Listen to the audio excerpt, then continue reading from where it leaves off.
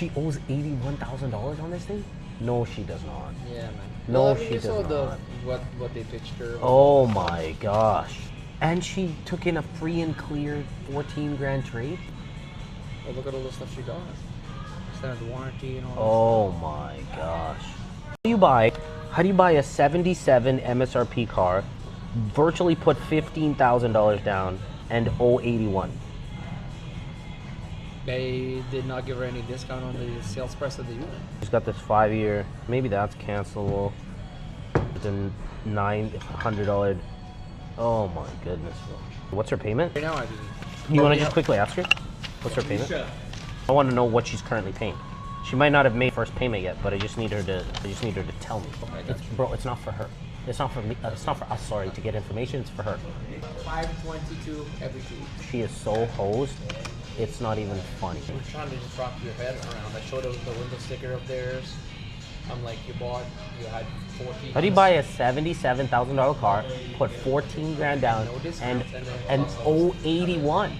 What's up, guys? Welcome back to the channel, man. Welcome back to the channel. Today's video, guys, we got a lot of deals to react to, a lot of different videos we're gonna react to. So I ain't gonna do too much talking. Let's get right to it. Let's go. Referral coming. All I know is she's 20 years old. She has a recent repo, so we're gonna see how we can look out for her and help her out. So I bought a car last year and the payments were getting too high, so I ended up giving it back. I just need to get into a car right now because I literally have nothing to go to work or anything. Yeah. I want to touch base on, even if you give the car back, whether it's voluntary or involuntary surrender, it's still considered as a repo, so it's going to affect your credit. How much were you paying a month? About 1,300. It was for a Ford Mustang. Oh my God. Okay. So obviously we don't want to do that again, right? 1,300 is a lot, especially when you add full coverage insurance to a car that it's not really favorable for insurance company, right? It's a high risk. I want to make sure you're covered in all your bases. So buy here, pay here, or in-house finance is literally the last option. And the reason I say that is because one, your APR is going to be the highest. Your monthly payment is going to be the highest. And essentially you're going to be in a car that you don't love. Yeah. The purpose of in-house is to get you into something where you're reliable, cheap,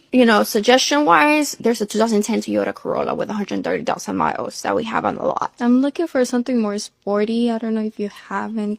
We do, but if I'm being quite frank, that's going to put us over a $10,000 mark. And the reason I suggest the Corolla is because it's around 7 or 8. So when we add all your gap and your warranty and stuff like that, you're going to be financing $10,000. Let's go check out the car. I'm going to talk numbers with you. But right now, I think you should focus a little bit more on your needs than your wants. Okay. I know you're trying to help me, but I'm not trying to get into that. What kind of car would you be open to? Anything besides that Toyota Corolla. How do you feel about Acura? That sounds a little bit better. Okay. These are some of the Acuras that I was referring to.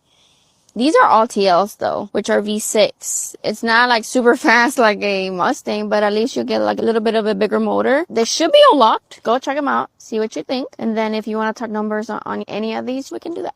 Sure. I like this one best. That's what killed me. People want to be picky when they finances not right. Oh, you have your gap.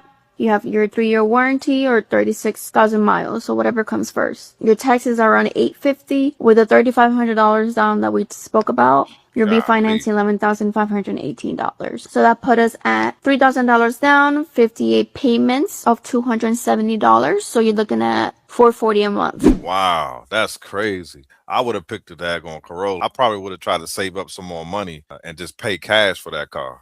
He's a 428 credit score. Wow. The 428. Chances of being approved are going to be based heavily on a couple of things. Ready? How much does he have down? Okay, that's not enough. He has an Ally Financial that he is past due on $11,000. So he's already got a current car loan that he's proving he's not going to pay. That's like wild. He's telling the bank already, like, I'm not going to pay you. So the chances of another bank saying, well, maybe you'll pay us, are slim. A lot of times they can buy you into a car loan. Like if somebody has $5,000, $6,000, $7,000 down, a bank will be like, well, we're in an equity position on it, so we'll take a shot on them. We don't want to spend a whole lot of time on this guy. This guy would need a big down payment. This is not somebody who's going to get approved on another car loan right now, especially with not a lot down. I agree with you. I think you should save some more money down. Okay. Cool? All right. We'll move on to the next one. Okay. Okie doke. That's crazy. Bro went in there with a 4-something credit score and $1,000 down. And we keep seeing this on this channel, guys. People going into the dealership with terrible credit and no money down. I don't know, man. I don't know. I wish these people can see my channel before they go into these dealerships trying to buy cars. 428, that's terrible, man. And again, it happens, and you can build your credit back up. But don't go in there and you're already not paying for a current vehicle and your credit score is low. You're just making yourself look bad, man. I do not recommend people do that. This was at 570 something. Ma, you telling me this score real? I don't know what the maybe. I don't Okay, know. let me see the phone, y'all. I ain't never seen no shit like My this. phone had shut down, and I just put it up. The bank wouldn't come on this phone. Show the so credit I put it score on that again. phone. Ma, And what I was the see credit score? 57. Okay, scroll up to the credit score. That's the credit score. Credit score. Oh my goodness. I don't think this is right. I don't either, but we about to call and see. Oh heck This no, is man. about That to ain't y'all no seen all some on shit like Facebook this? and everything. Ain't no way that's real, bro. There's no possible way that's real. 57, man. That gotta be photoshopped or something. There's no possible way that that's real, guys. That's crazy. 57. Oh no, Slim. That's terrible. Nissan Kicks 2020 with 49,000 miles, and the offer that they gave me was 1,000 down, and it was gonna be 72 months, 25% MPR, 25%. $474 a month. I wanted to have warranty with 9,000 miles, and the offer that they gave me was 1,000 down, and it was gonna be 72 months, 25% MPR, whatever, $474 a month. I wanted to have warranty. The warranty that they were offering me was $3,000 and $3,070. There was like add-ons of 1,000, and someone on here, they like helped me and stuff. So yeah, he told me that was not a good deal. I don't know. The loan was gonna be $19,000, right? We'll get them to drop the warranty price to $2,423, and then the add-ons or whatever went down to $674, and then my monthly payment was gonna be $449, 72 months at a 20% APR, right?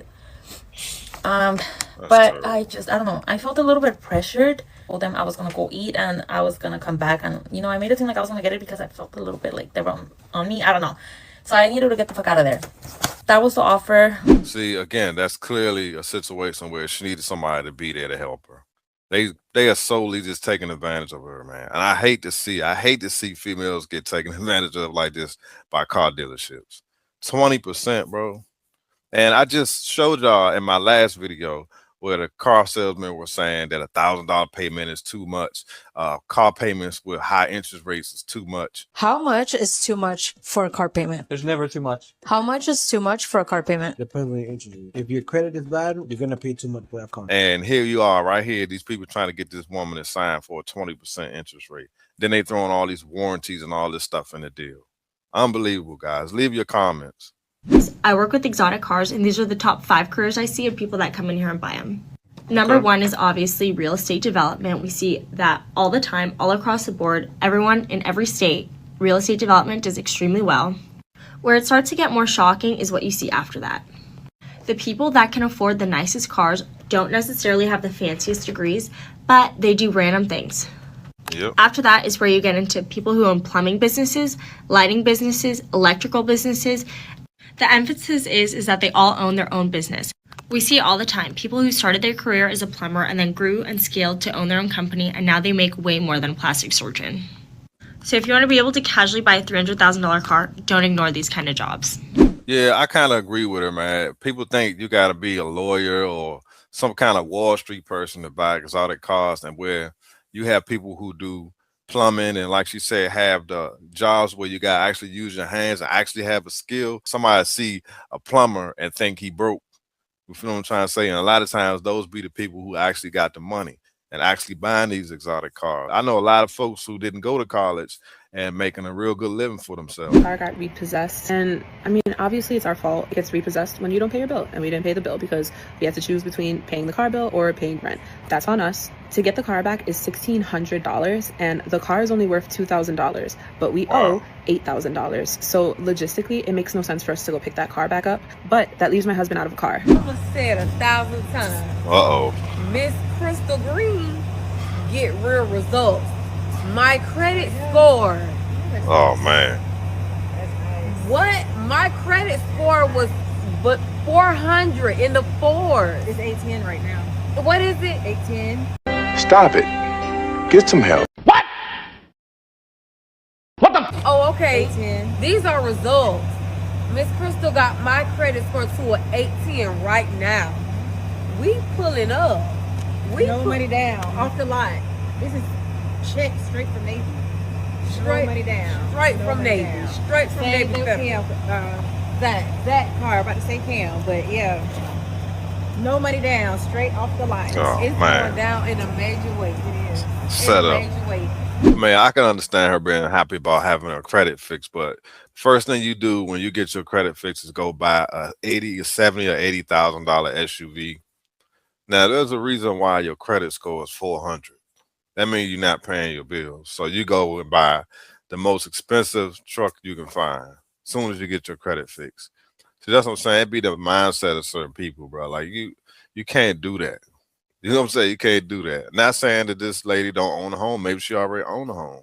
I don't know. Maybe her credit has been 800 for the last 2 years. Who knows? But based off this video, it seemed like as soon as she got her credit fixed, she went out and bought an SUV. Wagoneer Carbide Series 2, black on black with the black wheels. MSRP is $77,000. Okay. The best lease term on this car is actually gonna be a 48-month term, it looks like. Okay. Are you opposed to that at all? My view on the leases comes down to residual and what you could potentially buy the car off lease if you wanted. If you like the car, I certainly prefer a 42 or a 48 over your 36 or 24. What's the mileage you need per year, roughly? Probably 10. And then we're going with trading in the Polo, right? The sports wagon, that's correct. If we're giving you $7,500 plus our additional new car discount for the trade, it just so happens that taxes and inception fees are about $7,300 as it is. So that money out of pocket can be covered by our trade-in offer, which would essentially bring your monthly payment to $1,095 a month with just your trade as your out-of-pocket amount. And then you said you were kicking around the idea of putting more money at signing. That's totally up to you. Generally on a lease, I always say it's more of a psychological thing than anything else. I assume that is like $30 or $40 for every $1,000.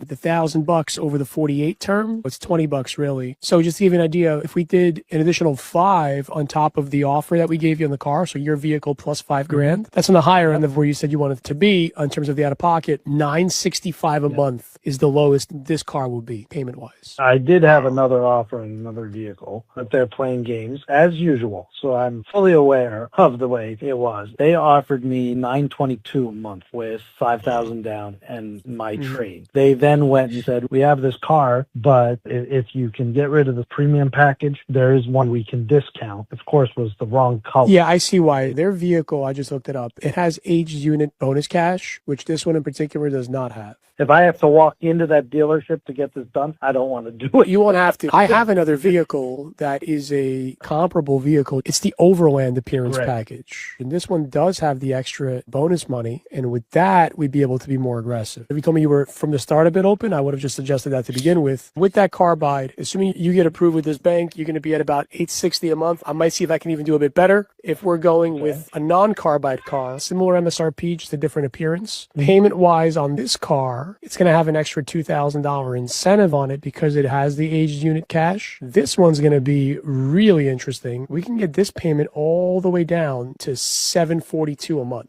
That's insane. But if I chose not to give you the extra $5, you would be at $880. In that case, let me have her look at the Overland and let's go for it. Send me the pictures and I'll get that squared away. You got it. Wow, man, them leases are super expensive, man. But I think those Wagoneers, man, those trucks, $90,000-$100,000. So that's what you're gonna pay for, you know, an expensive SUV. If you lease it, it's gonna cost you over $1,000 a month, especially if you're trading something in. Then you gotta put all this money down, and then in 3 years you gotta give it back. But I think it works if you know you like to switch cars, but that's a lot of money to pay every month. Then you just give it back if you don't decide to finance the rest of it.